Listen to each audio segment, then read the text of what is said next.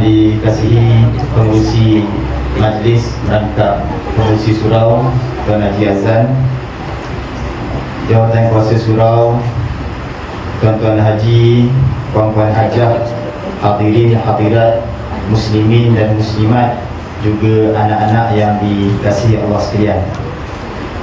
Jadi syukur kepada Allah Subhanahu Wa Taala kita dapat bertemu pada malam ini dalam satu malam yang baik, pada hari yang baik, hari Jumaat insya-Allah, untuk sama-sama kita bincangkan tentang satu tajuk yang cukup besar. Sebab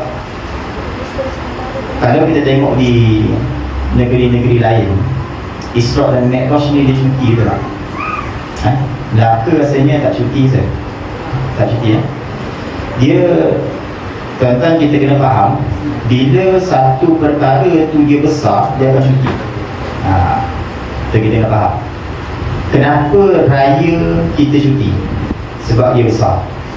Kenapa merdeka kita cuti, kenapa tahun baru kita cuti, sebab dia besar. Nanti kita akan cerita apa yang dimaksudkan dengan besar insya-Allah. Sebelum tu insya-Allah saya akan mulakan ceramah saya pada hari ini dengan ayat Quran Allah Subhanahu Wa Taala yang insya-Allah kita biasa telah dengar dalam mana-mana ceramah Isra' Mi'raj. Kerana apa tuan-tuan, puan-puan, hanya ayat ini sahaja yang menceritakan tentang Al-Isra'. Jadi kita kena faham sebenarnya Isra' dan Mi'raj ni dia sebenarnya dia dua tajuk.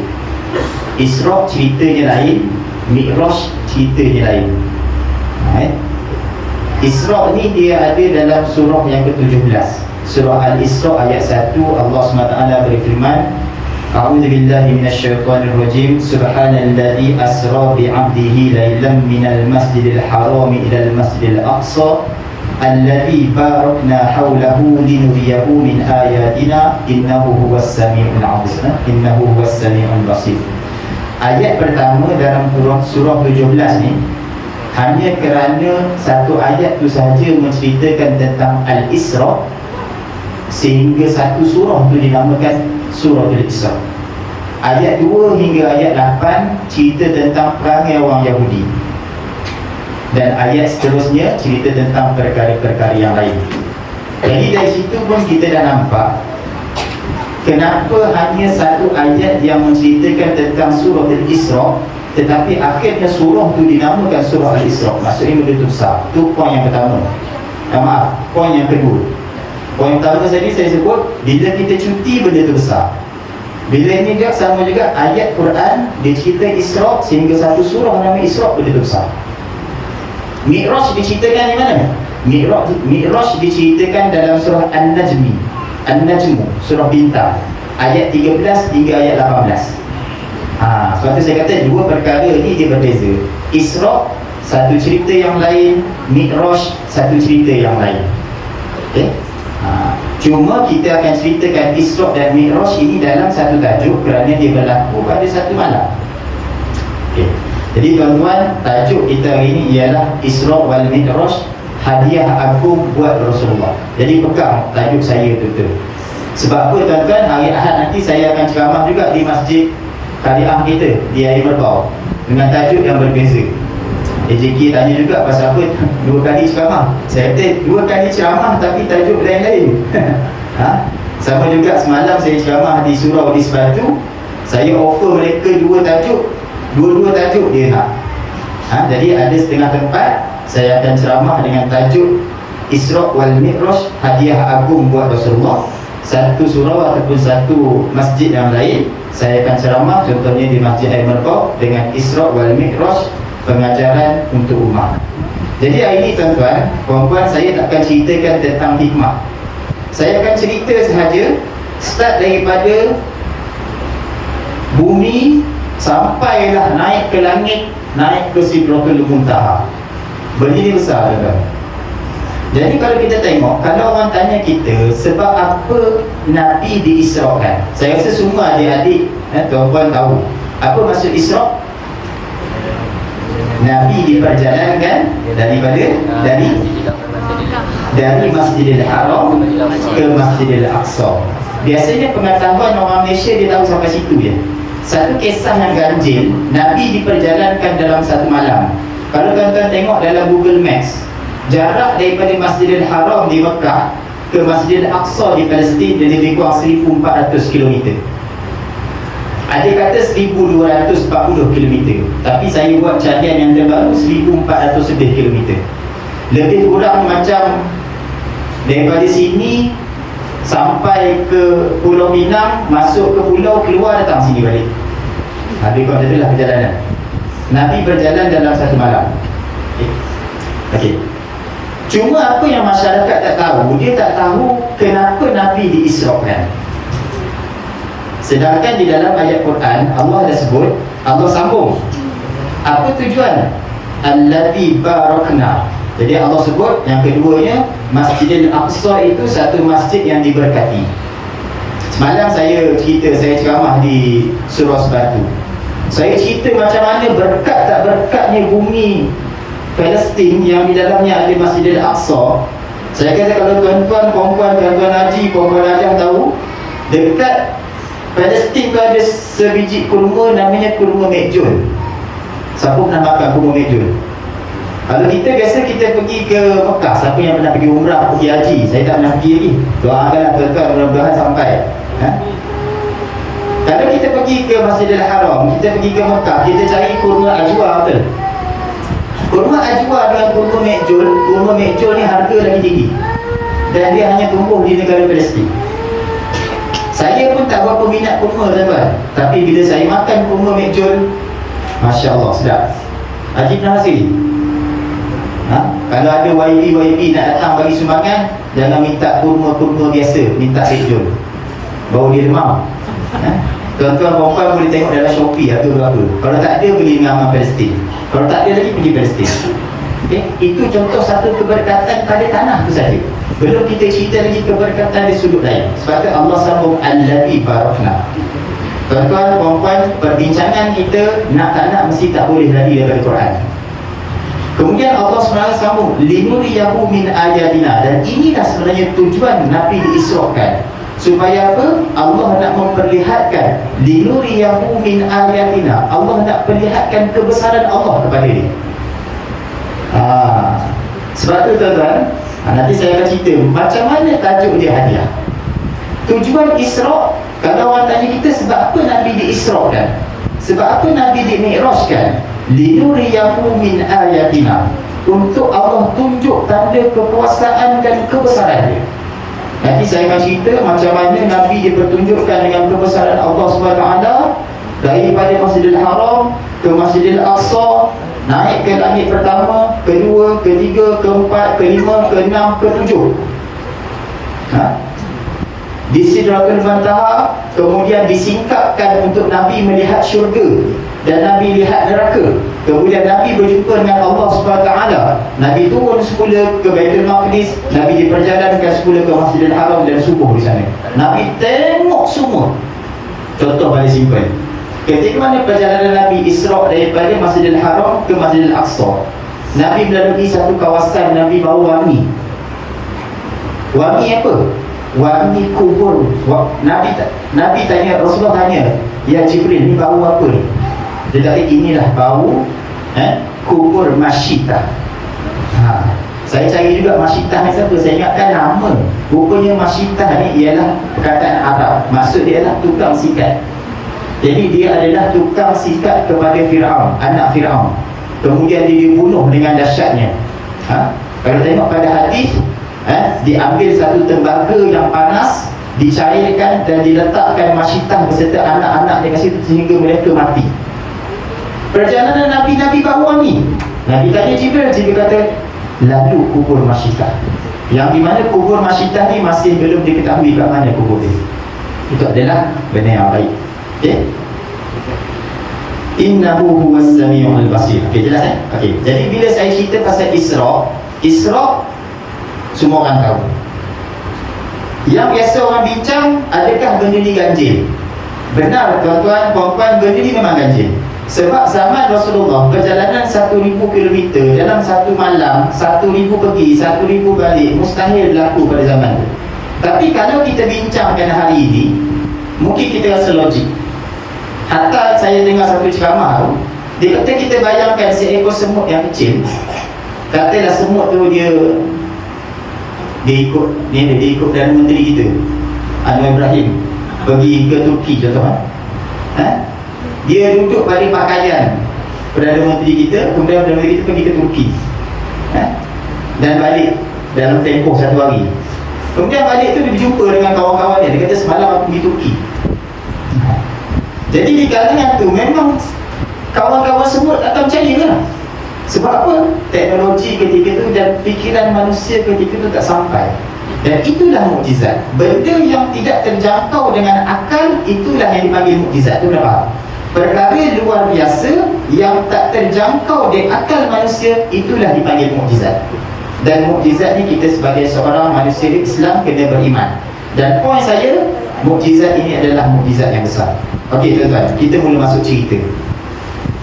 Sebab apa saya kata hadiah? Kita kena tahu dulu Isra' dan Mi'raj ni dia berlaku pada umur Nabi 52 tahun.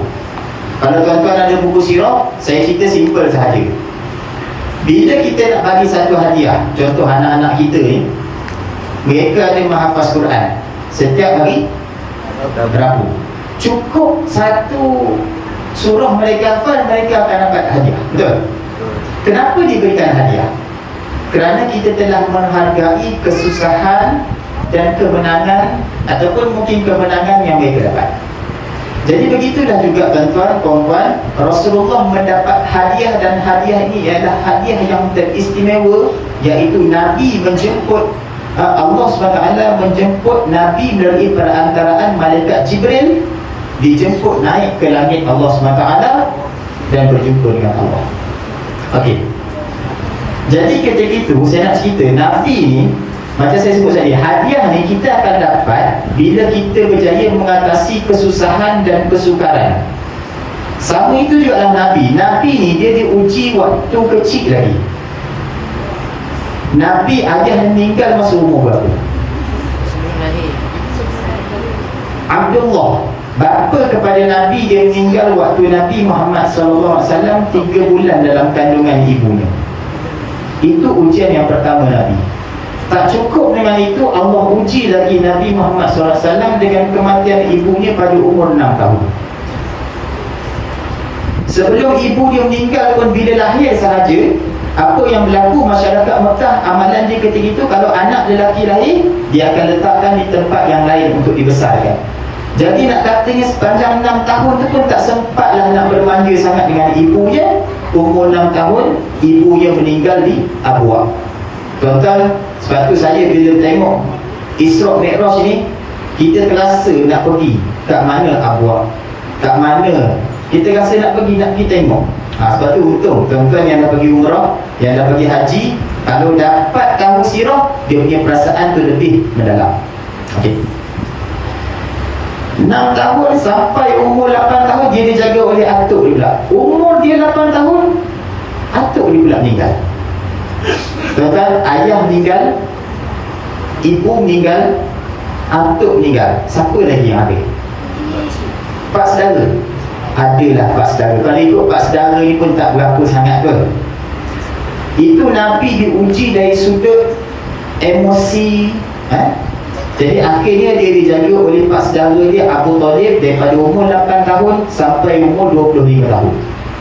Kenapa saya kata sampai umur 25? Sebab pada umur dia 25 tahun, dia telah berkahwin dengan Sayyidatuna Khadijah binti Khuwailid ketika itu, dan dia hidup bersama Khadijah kemudian. Okey. Jadi itu ujian yang pertama Nabi. Nabi dah hilang tempat pergantungan bermula daripada ini. Maksudnya hati kental. Sebab tu tuan-tuan, saya tadi dekat ILP ada seorang pelajar Nabi pun saya. Dia kata dia baru masuk ILP 2 hari. Dia datang, dia nak berhenti. Saya tanya dia, ayah ada? Soalan saya kepada pelajar biasanya, ayah kamu ada? Ayah saya dah tak boleh. Saya kata, kau adik-beradik orang 6. Kau nombor berapa? 2. Kakak umur 20, kerja kat 7E dekat mana Jasih. Saya kata hati kau kena kental. Allah uji kau, ayah kau, Allah ambil nyawa dia masa kau tengah exam UPKK darjah 5. Sebab tu tuan-tuan, anak yatim hati dia biasa kental sikit. Sebab dia telah mula berdikari. Sebab tu dalam pendidikan anak-anak, saya mungkin nak kongsikan sikit, anak-anak perlu dikentalkan. Sekali-sekala kena bagi berdikari, tapi jangan lepas sangat tadi terlupa tu. Kena faham. Okey? Lepas tu kalau tuan-tuan perasan, kalau lalu kat rumah saya bila hujan saya suruh anak saya mandi hujan. Mandi. Dia orang panggil apa? Dia punya ketahanan badan tu kuat sikit. Mudah-mudahan lah. Itu teori saya lah. Okey? Okey. Sambung ni. Jadi ujian Nabi ni, dia dilantik jadi Nabi umur 25. Maaf, dia berkahwin umur 25, dia duduk dengan Khadijah. Pada umur 40 tahun dia dilantik jadi Nabi. Ni kita kena faham sirah dulu. 40 tahun Nabi dilantik jadi Nabi. Nabi buat dakwah di Mekah berapa tahun? Dia senang ingat je. Di Mekah Nabi duduk buat dakwah 13 tahun. Dan di Madinah Nabi dakwah 10 tahun. Itu tercampur dah hasil. Buka lah sikit. Nanti kan saya bercakap dengan Lansir. Okey. Okey. Ingat Nabi dilantik jadi Rasul, Muhammad dilantik jadi Rasul umur 40. Dia berdakwah di Mekah selama 13 tahun, maksudnya sampai umur 53 tahun. Kemudian dia berdakwah lagi di Madinah selama 10 tahun dan dia wafat pada umur 63 tahun. Tahun yang ni pun cukup lah. Sebab tu kita belajar surah tu Makiyah, ayat Makiyah, ayat Madinah. Ayat ni turun kat mana? Mekah ke Madinah? Mekah ke Madinah? Sebab Nabi banyak duduk di Mekah dan Madinah. Tu kita kena faham. Tu je nak faham sirah senang je. Sebab tu tuan-tuan kalau ada duit sikit beli buku sirah. Kalau tak ada buku sirah, tuan-tuan boleh pinjam dengan saya. Saya ada tebal je buku sirah. Buku sirah Syed Ramadan Al-Buti, Muhammad Al-Ghazali, Syekh Saiful Rahman Mubarak Furi, Nurul Yakin, macam-macam. Sebab kita cinta Nabi. Takkan cinta Nabi, buku cerita pasal Nabi tak ada langsung. Buku matematik anak-anak sekolah lebih banyak. Tu kena fikir dan muhasabah. Okey. Kemudian tuan-tuan, dilantik jadi Nabi. Start saja dilantik jadi Nabi, dia diuji lagi. Dan climax, faham climax? Kemuncak ujian ni adalah bermula pada tahun 7 kenabian. Maksudnya umur 40 tambah 7, 47. Umur dia diuji dengan cukup kuat, iaitu datang satu ujian yang berat ketika itu. Dia dan orang Islam, beliau dan orang Islam diboykot oleh orang Mekah ketika itu. Jangan berjual beli langsung dengan Nabi. Jangan berjual beli, jangan bertegur semua, jangan. Mereka buat perjanjian. Jadi hampir berbulan-bulan Nabi diboykot. Akhirnya Nabi dan orang Islam ni sampai keluar ke pinggir Madinah bawa bekalan makanan, kerana orang Islam sudah mula ditekan. Kita baca kisah sirah Sumayyah, anak saya nombor 3. Saya bagi nama Sumayyah sebab suka kisah Sumayyah, wanita pertama yang syahid dalam Islam. Sumayyah disula, di kemaluan dia, dalam keadaan hidup dan disaksikan oleh siapa? Anak dia nama apa? Ammar. Ayah dia, suami dia Yasir. Yang kita dengar lagu Hijaz, sabarlah keluarga Yasir, bagimu syurga di sana. Itu hadis, tuan-tuan. Perkataan itu memang sabit daripada Nabi. Nabi sebut, tapi Nabi tak adalah nyanyi dia tu.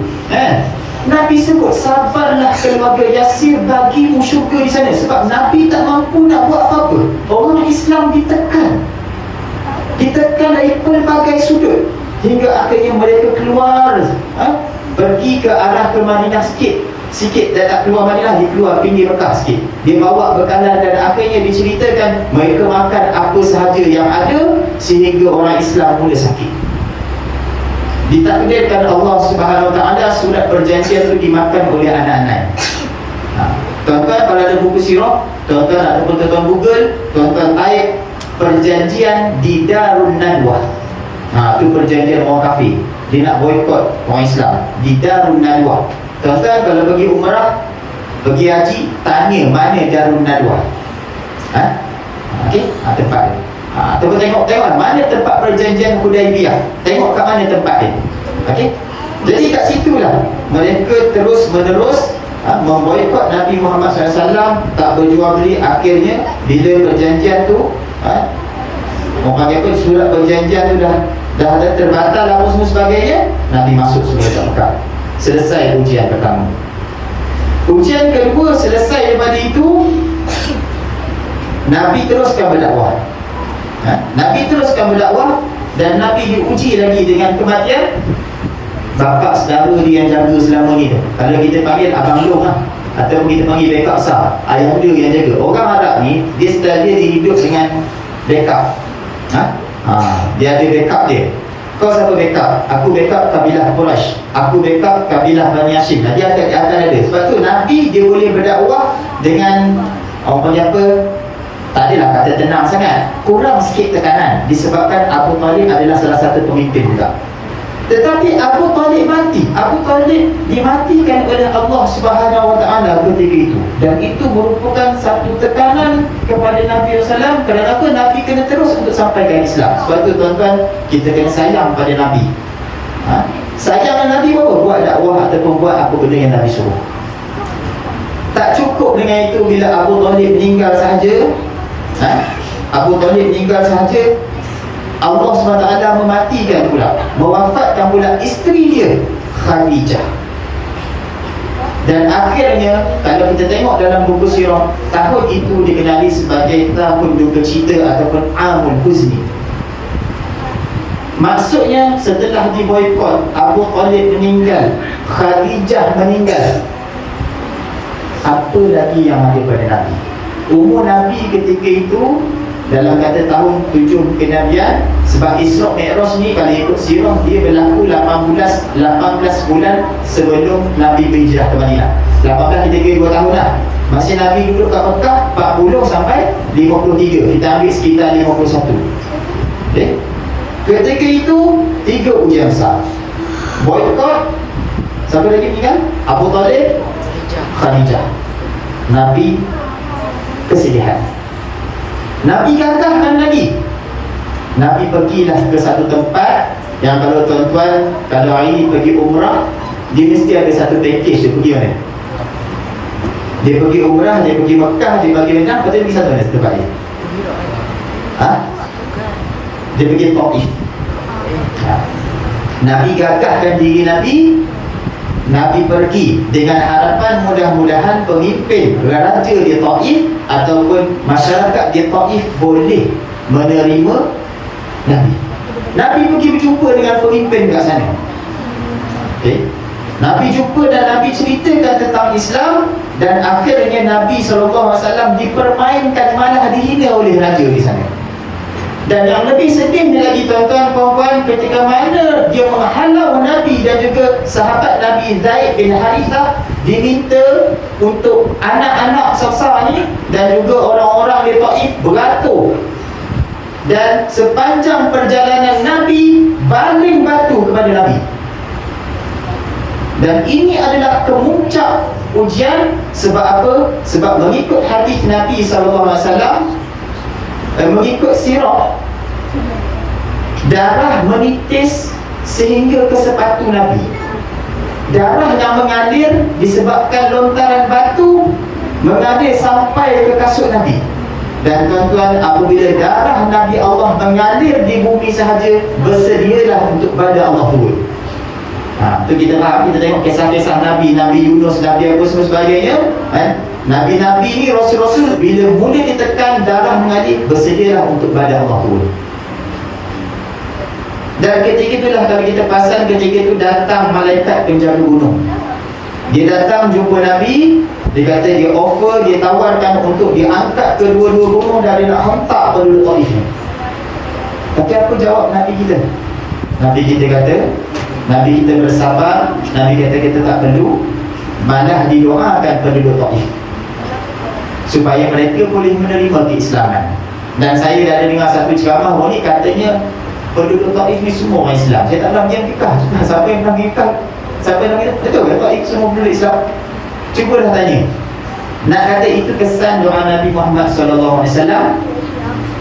Akhirnya penduduk Taif, itu tujuan kita pergi Taif. Jadi kita pergi penuh dengan keinsafan. Dan Nabi tolak benda tu, dan akhirnya Nabi keluar dalam keadaan kesedihan. Dan itulah ujian yang keempat Nabi. Selang beberapa lama ketika itulah, setelah ditimpa dengan 4 ujian yang besar, maka Allah memerintahkan malaikat Jibril turun kepada Nabi, menjemput Nabi Muhammad SAW untuk naik ke langit berjumpa dengan Allah Subhanahu Wa Taala. Dan itulah tuan-tuan hadiah yang agung. Itu tajuk ni. Baru masuk tajuk. Maksudnya sebab apa panggil hadiah? Tuan-tuan jangan risau, saya takkan lajak. Saya lajak paling kuat pun 10 minit. Bunyi tik tik tik tik, saya akan lajak 5 minit. Kemudian kita akan stop. Saya takkan lebih-lebih.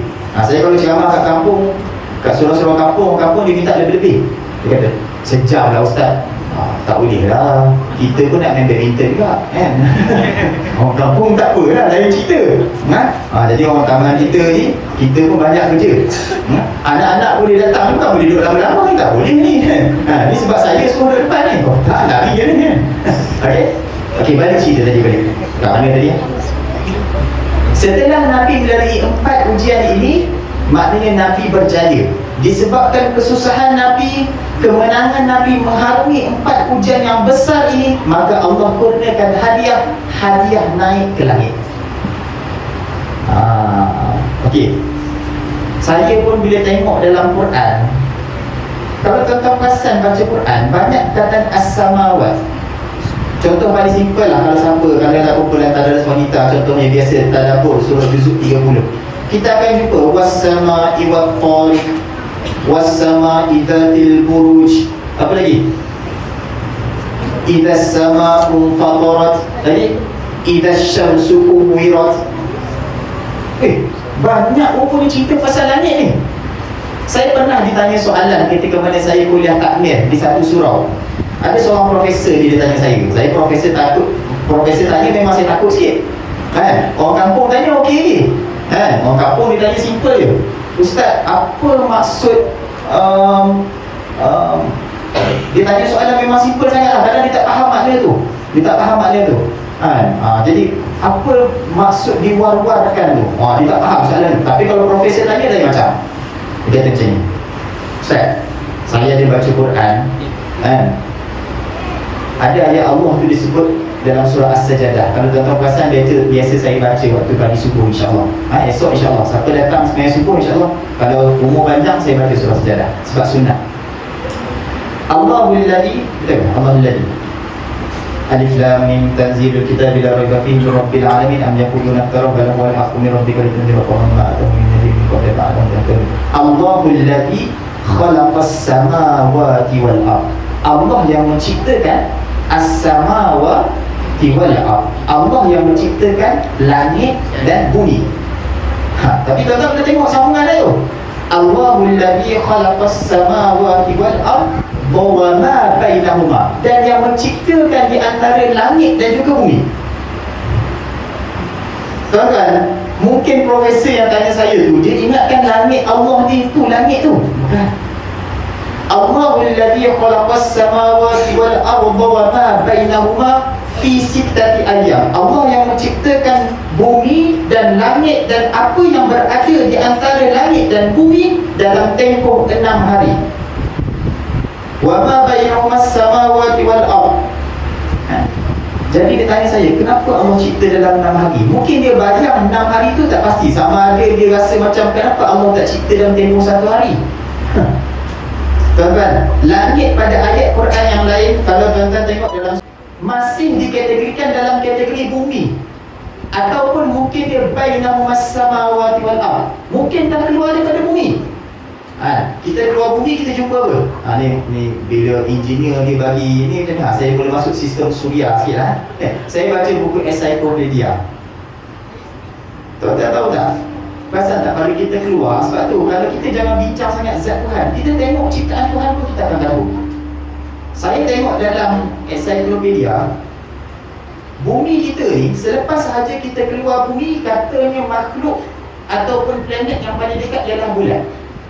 Itu yang dikatakan pada tahun 1971 Neil Armstrong sampai ke sana. Dan sekali ramai dah yang sampai ke sana. Dikatakan, kita terima je lah. Betul-betul wallahualam. Tetapi tuan-tuan, kita keluar yang bulan ke Utarik, ke Mushtari, ke Marikh, ke apa semua sampai kita belajar sekolah tu Pluto sekalipun. Sekarang ni Pluto katanya dah tak ada. Hilang. Tak jumpa. Tuan-tuan, itu yang kita belajar dalam sistem orbit tu. Hatta matahari sendiri pun, kalau tuan-tuan tengok kebesaran dia, dia boleh menampung kebesaran tu hampir 1000 saiz bumi. Besar. Kita rasa bumi besar lah. Sebenarnya matahari tu jauh berganda-ganda lebih besar. Tetapi matahari bukanlah objek yang sebesar. Kerana matahari dan juga 9 planet yang kita belajar itu hanyalah sistem orbit. Sistem orbit yang setakat itu sahaja manusia boleh capai sekarang ni. Sebab berita yang terbaru pada tahun 2019 yang kita belajar planet ke-9 Pluto tu, yang kita belajar zaman sekolah rendah tu, tanya adik-adik kita ni dah tak ada dah Pluto. Dulu zaman Acik belajar ada Pluto, planet ke-9 ke-10. Kata sekarang dah tak ada. Sebab katanya dah terkeluar pada orbit, ataupun di dalam orbit yang tak berapa stabil. Sebab planet ni, dia ciri-ciri dia pertamanya, dia mesti bulat. Itu contoh dia lah. Kemudian yang kedua, dia mesti ada dalam orbit. Jadi yang kita duk cerita tu, itu barulah sistem suria. Sistem suria satu sistem yang mengelilingi bumi, planet apa semua sebagainya tu. Sistem tu suria berada dalam galaksi Bima Sakti. Dikhabarkan dalam sistem suria sendiri pun mengandungi 2 bilion bintang.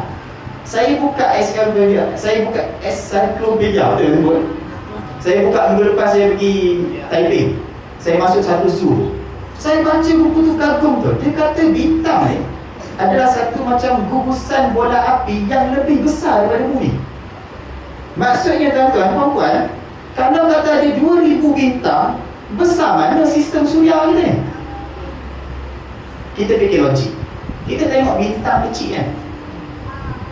Kecil tu sebab kita tengok dia jauh. Macam tu lah juga bintang tengok kita. Sebab tu Rasulullah ketika mana dia dimi'rajkan, dia naik ke langit, dia berjumpa dengan Allah pada kedudukan yang tinggi. Abu Jahal yang menghina dia langsung tak nampak. Apatah lagi bumi pun tak nampak. Menunjukkan sangat kecilnya manusia di sisi Allah SWT. Sebab tu Nabi bila habis dia turun ke bumi, jiwa Nabi kuat. Dia dah tak goyang. Kalau dia goyang pun dia dah tak ada dah. Dia tak macam sebelum ni. Di mana dia makin kuat. Kerana apa? Kerana dia telah dinaikkan ke langit Allah, dan dia telah melihat dari atas bawahnya sangat kecilnya manusia, bumi dan semua yang ada. Sebab tu tuan-tuan, kita kena banyak baca Quran. Saya bila tengok, ya Allah, patut pun dalam Quran banyak cerita pasal as-sama, as-sama, as-sama. Contoh paling simple, idas sama fatarat, apabila langit terbelah. Bila kiamat, segala lapisan 7 langit, kalau tuan-tuan tengok dalam hadis, ada hadis saya dah cek hadis tu, jarak daripada langit ke langit yang Allah cipta pun Nabi sebut 500 tahun perjalanan. Jadi besar mana tuan-tuan? Bila kiamat, idas sama fatarat, bila langit terbelah, semua langit ini akan pecah dan berlakulah satu letupan yang besar dan akan habislah bumi ini semua. Sebab tu tuan-tuan, kita kena faham, kita ni tuan-tuan, puan-puan, tak besar mana pun. Tak kisahlah kita ni ada degree ke, ada master ke, ada PhD ke, kita kena ingat kita kecil di sisi Allah SWT. Kita kaya macam mana pun, kita hanya kecil di sisi Allah SWT. Contohlah Haji Azan pengurusi surau, lagi dah kecil. Apatah Haji saya JK surau. Jadi kita kecil saja tuan-tuan. Sebab tu Nabi bila dia naik atas, dia tengok bawah, dia nampak benda dia kecil, turun dia kuat terus. Sebab tu itu dipanggil hadiah. Jadi sistem suria tadi tu, kalau adik-adik belajar, dia baru berada dalam satu galaksi yang dikenali sebagai galaksi Bima Sakti. Dia ada 2 bilion bintang. Besar mana ni? Dan galaksi Bima Sakti hanyalah salah satu daripada ratusan ribuan jutaan galaksi yang ada. Mungkinlah lepas tu baru jumpa dengan langit pertama yang Allah kunci. Ikut hadis, pintu langit ini akan dibuka pada bulan Ramadan. Sekarang ni Allah kunci. Sebab tu Nabi ketika mana dia pada Mi'raj tu, dia nak naik ke langit. First kali dia nak naik. Kalau tuan-tuan tengok cerita Rasulullah naik ke langit tu, dia jumpa, dia ketuk pintu langit. Saya bacakan hadis dulu. Jadi malaikat penjaga langit tu dia tanya, siapa orang yang bersamamu? Malaikat tu tanya Jibril. Jibril ni ketua malaikat. Jadi dia kata apa? Muhammad. Kemudian ditanyakan lagi, adakah dia telah dijemput? Jibril jawab, ya. Maka dikatakan, selamat datang baginya dan sebaik-baik kedatangan orang yang datang. Maka pintu dibuka, pintu langit dibuka, dan Nabi Jibril malaikat Jibril dapat lalu jalan. Setiap pintu langit ni kawalan yang cukup ketat. Kalau kata macam tak boleh tembus lah, tak boleh tembus. Sebab apa tuan-tuan? Siapa yang berada di langit 1, 2, 3, 4, 5 dan 7? Para malaikat yang berada di situ. Dan juga roh orang-orang yang soleh dan juga yang syahid. Sehingga akhirnya diberikan salam kepada malaikat penjaga langit. Maafkan saya. Bila dibuka pintu langit tu, first kali, langit pertama dia jumpa Nabi Adam. Nabi Adam ni tinggi 60 hasta ikut hadis. Maka disampaikan salam, diberikan salam. Kemudian kata Nabi Adam, marhaban bil ibni salih wan nabi salih. Selamat datang anak yang soleh dan nabi yang soleh. Dan di setiap pintu berjumpa dengan Nabi Idris, berjumpa dengan Nabi Harun, Nabi Yusuf, semua sebagainya. Itulah perbualannya. Bagi salam, minta izin dengan penduduk. Setiap langit tu ditanya, sebab kawalan cukup ketat. Sebab sebelum ini syaitan dia boleh mencuri dengar berita-berita di langit. Jadi ini cerita Nabi dimi'rajkan sampai akhirnya Nabi naik sampai ke langit yang ke-7, berjumpa dengan seorang Nabi yang muka mirip macam Nabi. Nabi kata muka dia macam aku. Jibril kata itulah Ibrahim alaihissalam. Muka dia macam. Itu yang kita duk baca At-Tahiyyat As-Salat, selawat Ibrahimiyah. Ibrahim ni Rasulullah sebelum datang perintah solat, dia solat dengan solat Nabi Ibrahim. Tuan-tuan tengok salah silah Nabi. Nabi Ibrahim dia lahir 2 anak, Ismail dengan Ishak. Yang jalur Nabi ni dia turun daripada Ismail. Yang jalur Nabi-Nabi banyak Bani Israel yang bangga sangat Nabi orang diturun ke jalur Ishak. Itu yang kata Nabi ni dia sampai tak? Nabi Ismail tu dia lalu banyak generasi, last sekali baru jumpa Nabi Muhammad. Itu yang orang Yahudi marah kita. Sebab Nabi Muhammad tidak lahir di kalangan Bani Israel. Tu lah, saya masuk sikit lah. Jadi ketika itu dia tengok Nabi Ibrahim. Okey, dah masuk azan. Saya ajak sikit. Nabi Ibrahim pun berdialog, dan antaranya Nabi Ibrahim menyampaikan, Nabi Ibrahim sebut kepada Muhammad, sampaikan salam aku kepada umat kamu. Nabi Ibrahim dengan Rasulullah ni rapat dah ikut. Itu yang kita baca selawat Ibrahimiyah tu, tahiyat akhir tu selawat paling afdal tu. Bukan selawat Allahumma salli salatan, bukan. Selawat yang paling afdal selawat Ibrahimiyah. Itu kena faham kat situ. Okey. Jadi dijumpa Nabi Ibrahim berdialog apa semua. Nabi Ibrahim ceritalah syurga ni wangi, semua air dalam syurga ni dia boleh diminum. Kemudian disingkapkan, Nabi dapat tengok secara terus syurga, dan Nabi dapat tengok neraka secara direct di Sidratul Muntaha. Sidratul Muntaha kalau tuan-tuan tengok search Google, katanya ibarat sepohon. Dia berada pada kedudukan langit ke-7. Besar. Sebab menurut hadis, daun dia saja besar telinga gajah. Besar. Alam tu cukup besar. Sebab tu Nabi Muhammad SAW ni dia hanya jumpa malaikat Jibril satu ketika mana dia lantik menjadi Nabi di Gua Hira. Dia turun kat bawah, Jibril panggil, dia pandang ke atas, Jibril buka sayap. Terkejut Nabi melihat besarnya Jibril, dan balik tu terus Zammilu ni, minta diseliputkan. Dan kedua dia jumpanya malaikat Jibril di Sidratul Muntaha, menjelmakan dengan wajah yang sebenar. Kalau ikut hadis dia ada 600 kepak, 300 kiri, 300 kanan, yang mana sebelah sayap dia pun dah boleh tutup muka bumi. So besar mana langit Allah, alam Allah tu besar mana. Sebab tu tuan-tuan, Saya rasa setakat itu saja yang sampaikan. Apa hikmah yang sampai kat sini? Sebab tu dalam Quran Allah mulakan dengan Subhanallazi, Maha suci Allah. Dan Allah kata tujuan Isra linuriyahu min ayatina. Allah nak tunjuk kekuasaan dan kehebatan dia kepada Nabi, supaya Nabi balik cerita kepada umat dia. Sebab tu tuan-tuan, subhanallah, Allahu Rabbi, besarnya alam ni dan kerdilnya kita di sisi Allah SWT. Maka janganlah langsung ada perasaan takabur, riak, bangga, ujub dan sebagainya. Hidup atas muka bumi ni biarlah basatoh, biarlah bersederhana. Buat apa yang perlu je tuan-tuan. Saya sendiri pun nak tukar kereta pun fikir 2-3 kali. Kereta mileage dah 330,000 dah. Di Viva pun 300,000. Semalam sebab Viva 300 km, 300,000 dah lambat nak sampai Ceramah. Sebab lepas meter 100 tu tak ada pergi, dia dah bergerak. Tapi bila fikir tuan-tuan, dunia ni, saya pun nak tengok Haji Azam pakai Viva, lagi saya tak nak tukar. Tuan-tuan, jiran-jiran kita ni bagus tuan-tuan. Kalau dah mula berlawan Mercedes lampu bulat, berlawan kan? Kalau setakat lawan Alza okey lagi, tak ada masalah. Sebab saya pernah hidup dengan di satu komuniti dia berlawan Mercedes. Saya pilih Livina tu bukan sebab diracun oleh kawan Hafiz.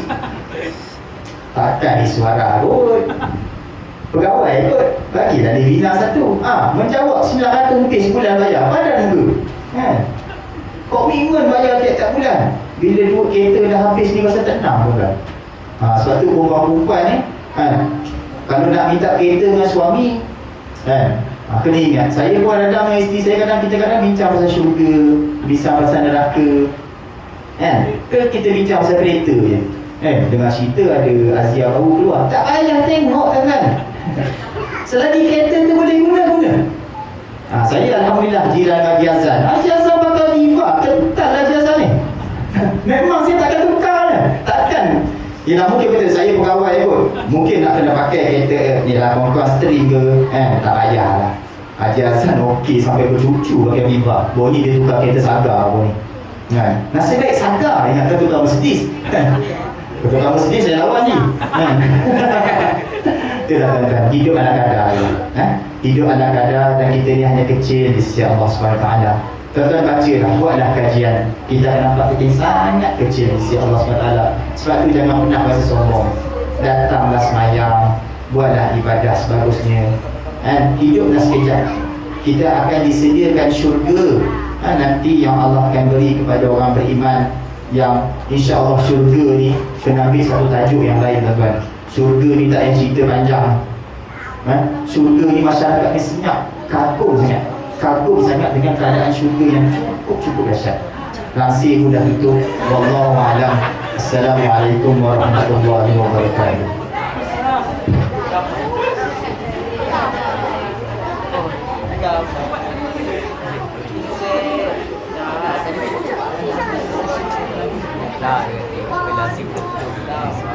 Ya Allah, terima kasih kepada Tuan Syed Aizudin dan Tuan Sulaiman atas ceramah silaturahmi yang bertajuk Hajah Agung buat Rasulullah SAW. Tapi kalau kita dengar ceramah ni, tradisi baru masuk gear 1 tak habis lagi. Belum masuk, kalau akhir dia sampai gear 7 tu kan? Masjid. Gear 7 kat masjid. Jadi tuan-tuan yang dimuliakan oleh Allah SWT, atau pengajaran yang kita dapat hari ini, jadi satu pengajaran Allah nak ajar kepada kita, beritahu apabila kita berduka cita, dia pergilah melancur. Nabi berduka cita kematian paksa dia, kematian isteri tercinta, Allah bawa Nabi melancur.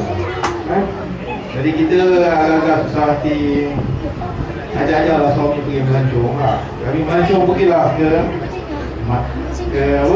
Makkah, ke Madinah, ke Palestin. Jadi dia akan menyejukkan hati kita. Ini satu pengajaran besar tuan-tuan yang mulia. Ini selepas ini kita akan semayang. Jadi selepas semayang, tuan-tuan dijemput makan. Jadi untuk di kemah luar tu untuk tetamu dan jemputan lelaki. Dan di bahagian sebelah kanan tuan-tuan ni, di bahagian dapur ni untuk kaum-kaum ibu, dan untuk kanak-kanak di luar, di kawasan terbuka. Jadi insyaAllah, jadi kita nak masuk nak pertama. Azan baru kita solat. Okey, azan dulu. Satu boleh azan lah. Azan baru terus solat.